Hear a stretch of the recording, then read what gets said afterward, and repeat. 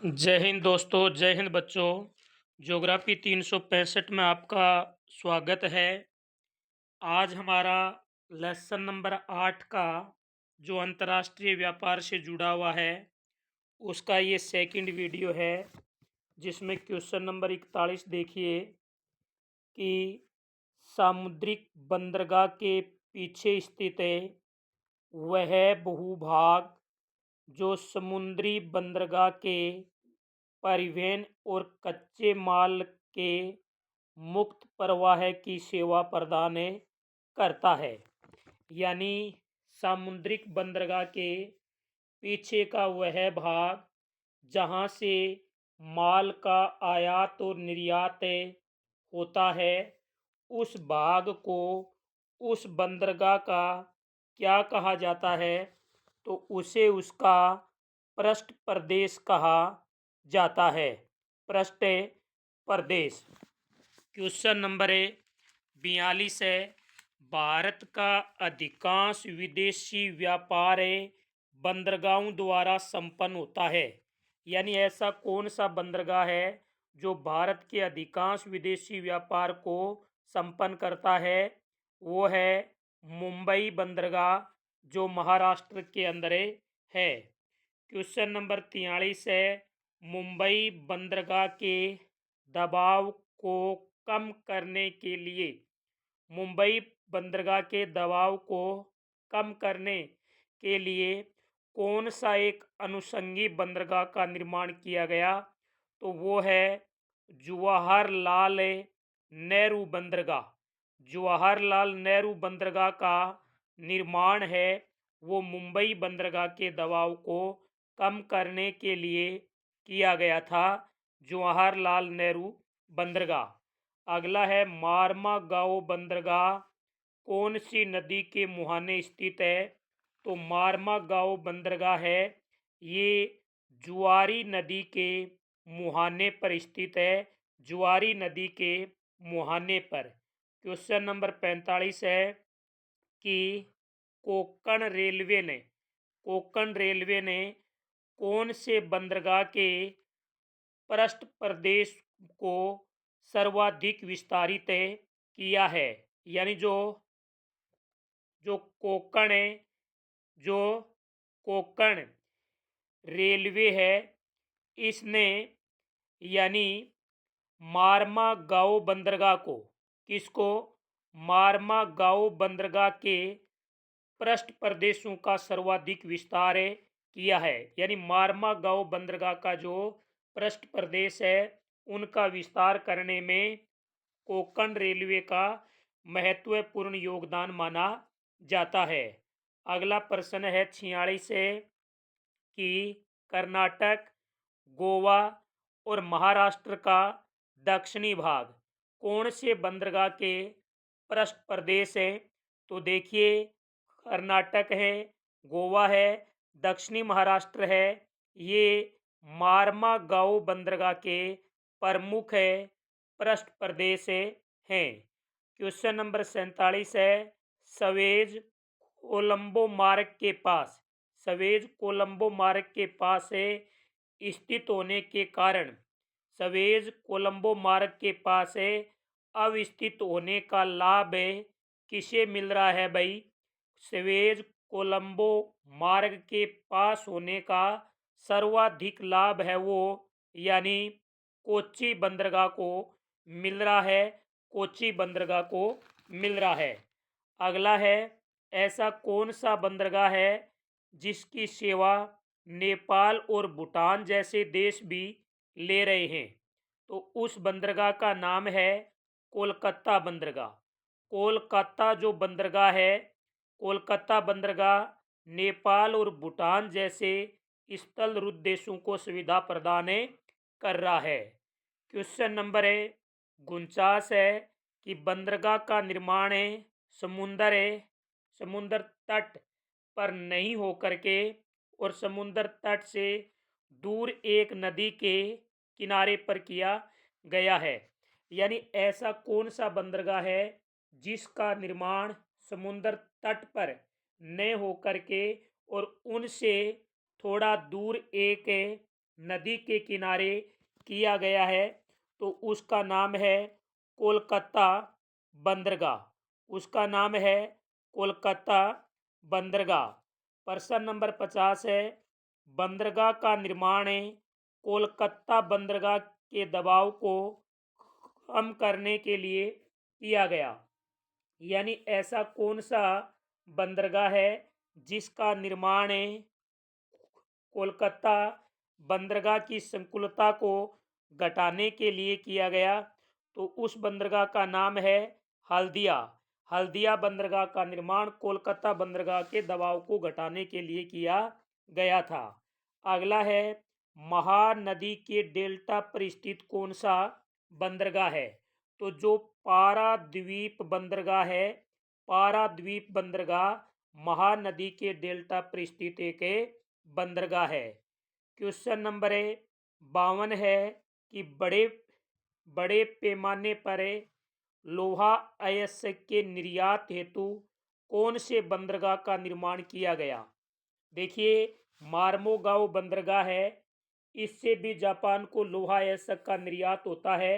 लेकिन यहाँ पूछा है कि बड़े पैमाने पर यानी बड़े लेवल पर लोहा अयस्क के निर्यात के लिए किस बंदरगाह को काम में लेते हैं? वो है पाराद्वीप बंदरगाह। अगला है, आंध्र प्रदेश कौन से बंदरगाह का पृष्ठ प्रदेश है? तो आंध्र प्रदेश और जो तेलंगाना है, ये दोनों ही विशाखापट्टनम में बंदरगाह के पृष्ठ प्रदेश माने जाते हैं। क्वेश्चन नंबर 54 है कि समुंदर तट के समीप समुंदर तट के समीप उथले जल के कारण बंदरगाह विशाल पोतों के अनुकूल नहीं है। यानी समुंदर तट के समीप उथले जल के कारण जो चेन्नई बंदरगाह है, जो चेन्नई बंदरगाह है, ये विशाल पोतों के लिए अनुकूल नहीं है। क्वेश्चन नंबर है 55, भारत का दक्षिणतम बंदरगाह कौन सा है? तो भारत का एकदम दक्षिणतम बंदरगाह है तूतीकोरिन बंदरगाह। कौन सा बंदरगाह है? तूतीकोरिन बंदरगाह। अगला है, चेन्नई बंदरगाह को चेन्नई बंदरगाह के दबाव को घटाने के लिए कौन से दो बंदरगाहों का निर्माण किया गया? तो एक तो एनोर बंदरगाह का निर्माण किया गया और एक है तूतीकोरिन बंदरगाह का निर्माण किया गया। चेन्नई बंदरगाह के दबाव को घटाने के लिए एनोर और तूतीकोरिन बंदरगाह का निर्माण किया गया था। क्वेश्चन नंबर 57 है, लंबी दूरी पर कोई उच्च मूल्य वाली हल्की वस्तु और नाशवान कोई सामान यानी जिनका जल्दी यानी जो जल्दी बेकार हो सकता है, लंबी दूरी पर भेजनी हो, उच्च मूल्य वाली हो, हल्की हो, नाशवान वस्तु हो, उनके लिए कौन सा परिवहन उपयुक्त माना जाता है? तो इनके लिए है वायु परिवहन। कौन सा है? वायु परिवहन।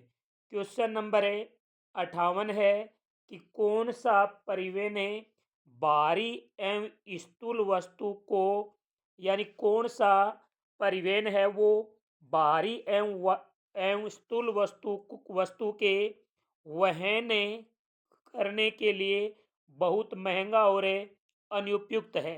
यानी ऐसा कौन सा परिवहन है जिसके द्वारा हमें कोई भारी या स्थूल वस्तु भेजते हैं?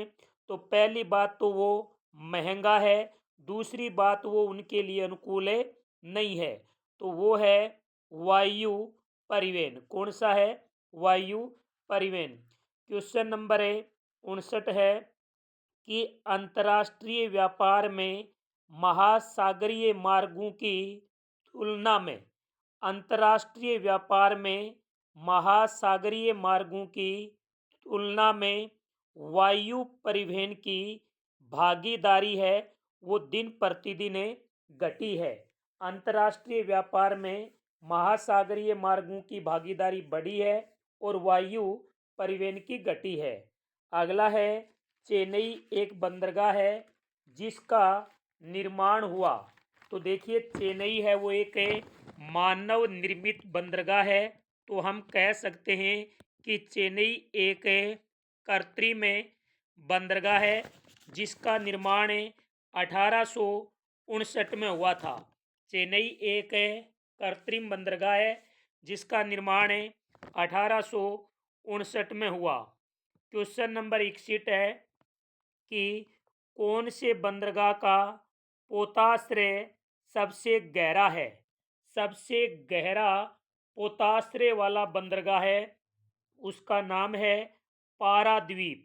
पाराद्वीप बंदरगाह का पोताश्रय सबसे गहरा है।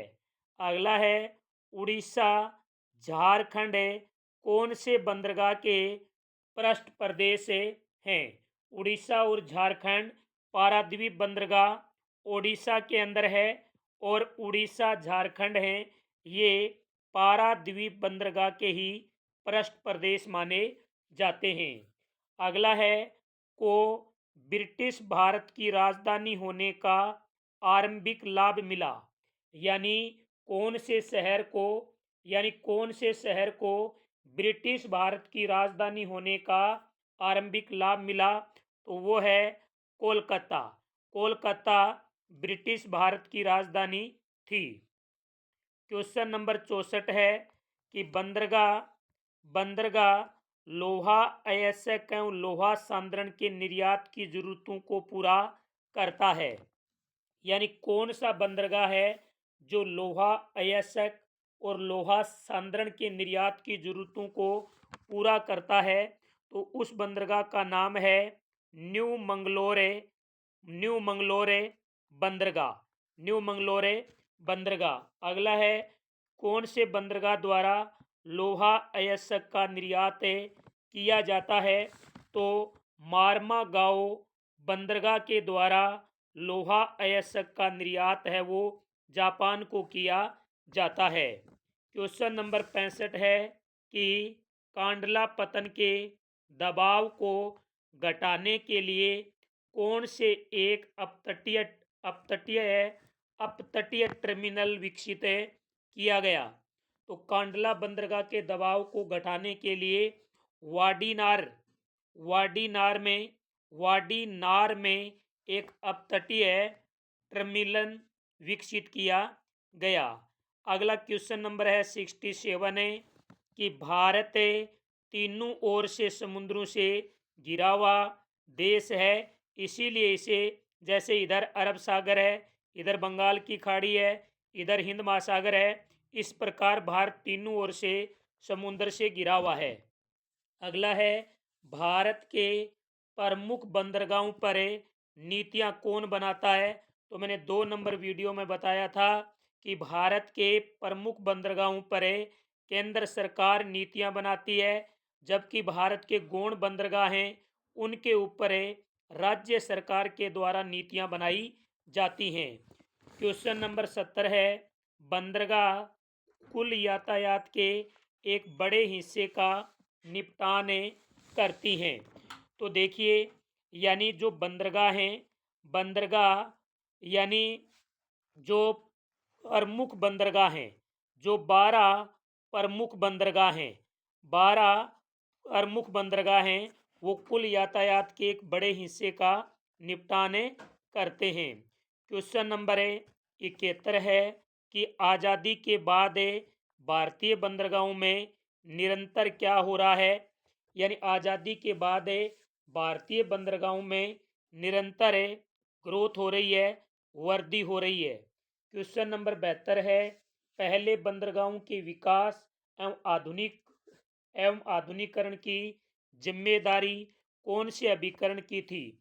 यानी पहले बंदरगाहों के विकास की जिम्मेदारी, बंदरगाहों को नया रूप देने की जिम्मेदारी, ये जो जिम्मेदारी थी ये थी सरकारी अभिकरण की। किनकी? सरकारी अभिकरण की। क्वेश्चन नंबर 73 है भारत में बंदरगाहों के आधुनिकीकरण हेतु उद्योगों को आमंत्रित किया है। यानी भारत में बंदरगाहों के आधुनिक बंदरगाहों के विकास के लिए यानी आधुनिकीकरण हेतु किनको आमंत्रित किया है? तो आपको पता है कि भारत में बंदरगाहों के आधुनिकीकरण हेतु निजी उद्यमियों को आमंत्रित किया है। किनको? निजी उद्यमियों को आमंत्रित किया है। क्वेश्चन नंबर है अगला 74 नंबर है, वो है समय के साथ भारत के विदेशी व्यापार की प्रकृति में क्या आया है? बदलाव आया है। समय के साथ हर चीज में बदलाव आता है, तो इसी प्रकार से भारत के विदेशी व्यापार के नेचर में भी इसमें परिवर्तन हुआ है। क्वेश्चन नंबर 75 है, भारत में निर्यात की तुलना में आयात का मूल्य अधिक है, जिसके कारण भारत देश विकासशील देशों की श्रेणियों में आता है। अगला है क्वेश्चन नंबर 76 है कि भारत के अंतर्राष्ट्रीय व्यापार में तथा संवर्गीय उत्पादों का हिस्सा रहा है। तो भारत के अंतर्राष्ट्रीय व्यापार में जो एग्रीकल्चर है, कृषि का तथा संवर्गीय उत्पादों का हिस्सा है, वो दिन प्रतिदिन घट रहा है। तो पहले आएगा एग्रीकल्चर यानी कृषि, और हिस्सा है वो क्या हो रहा है? घट रहा है। अगला क्वेश्चन है 77 है कि परंपरागत वस्तु के व्यापार में गिरावट का कारण मुख्यतः क्या है? यानी कड़ी अंतरराष्ट्रीय प्रतिस्पर्धा है।